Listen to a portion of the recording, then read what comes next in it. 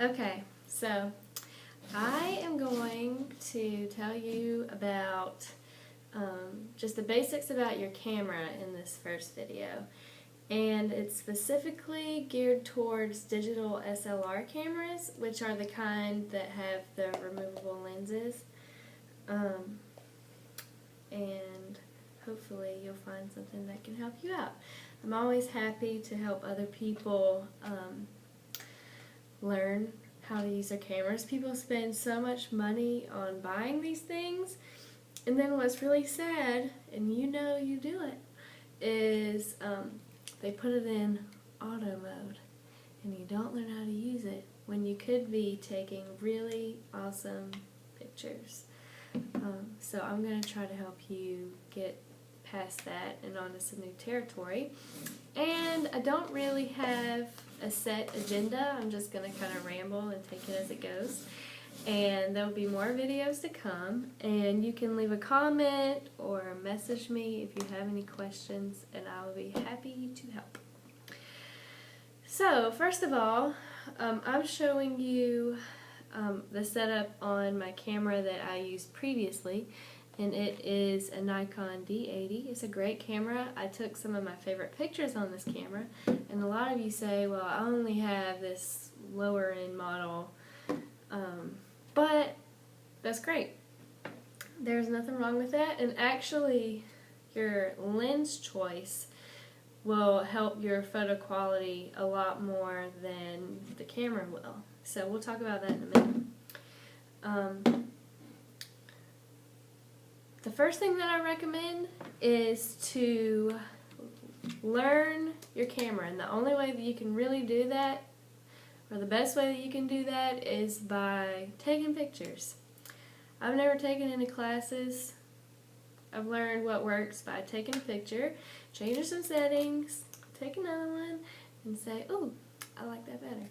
And you kind of figure things out that way, and just day by day you'll get better and you'll learn more things. Before you know it, you're a pro.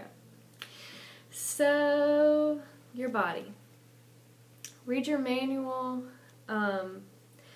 look things up, pause it and look things up if you need to figure out how it relates to your camera.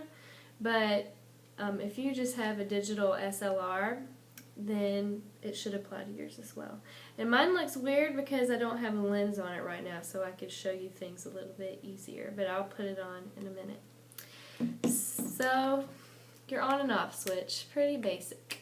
And mine, if you push it further, it lights up, which is really helpful if you're shooting in low light conditions. Beside my on-off switch, I have what looks like a box with a plus and minus on it. Yeah, that one. That is exposure compensation, which means that if it's another way to make things lighter or darker depending on your scenario, and you can switch it and you'll see like it'll go plus 0.3, 0.7, 1.0, and that's making your exposure like that much higher or lower. But one thing to remember if you're playing with that is always remember to turn it back to where it's zeroed out, because you'll be taking pictures and it's really dark and you can't figure out why, and it's because you forgot to change that back. And then I have a setting here that has a little remote timer on it, and that's where I can switch back and forth between turning on a self timer or taking multiple pictures at one time or using a remote. And then let's see, what might be most useful. Over here on the side, you see the AF and M switch. That's autofocus and manual. If your pictures are blurry and you can't figure out why it's not focusing, it could be because you accidentally knocked this over to manual mode. And that allows your lens to be able to be focused manually and not by its motor, which can be really helpful. And switching lenses, that's important. As you'll see, like, there'll be a line on your lens and there's a dot on your camera, and always make sure you kind of hold your camera facing down, and you do this in places where there's not a lot of dirt and dust, because inside there's a sensor and a mirror, and if any of that gets dirty, it's bad news. So we got to keep it clean.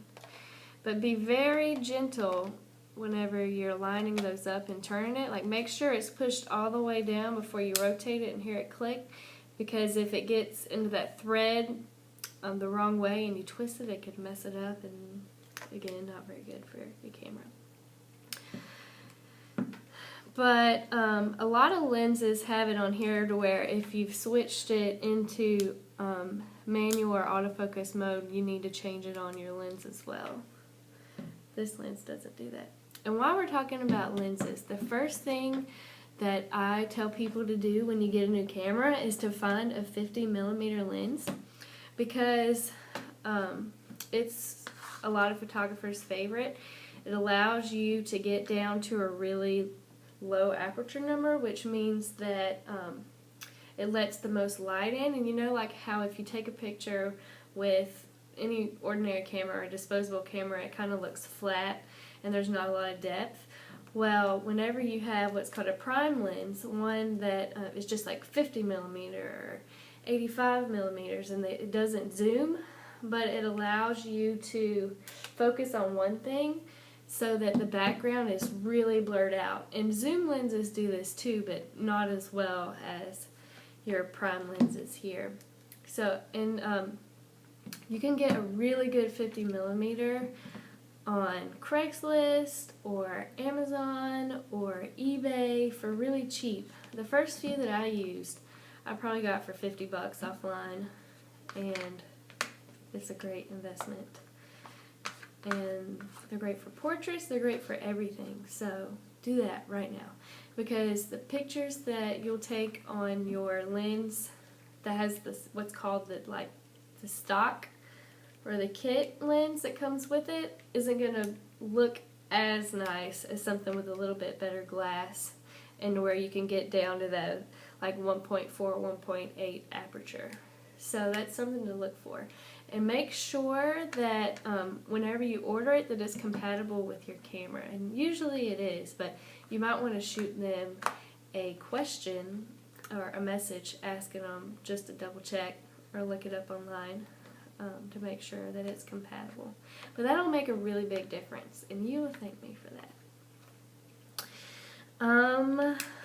What else? So you've got your 50mm, got your memory cards. Always be very kind to your memory cards, because if you take pictures of your kid's birthday party or someone's wedding and you've just kind of let it get tossed around in your bag, those little things can warp and get messed up, and then your pictures will be gone. That's my worst fear, and that is why I'm very nice to my memory cards, and I keep them tucked in here. My other ones are in my card reader. It's a good idea to put them in a protective case. And another big thing to do that's pretty basic is to get a camera strap and always use it. And I'm really OCD about this. If I set my camera down, I'll never just let my strap hang off the side of a table, because if someone came by and knocked it, not good. And if I let someone else hold my camera or take a picture, which I do all the time, always make sure that they put it around their neck.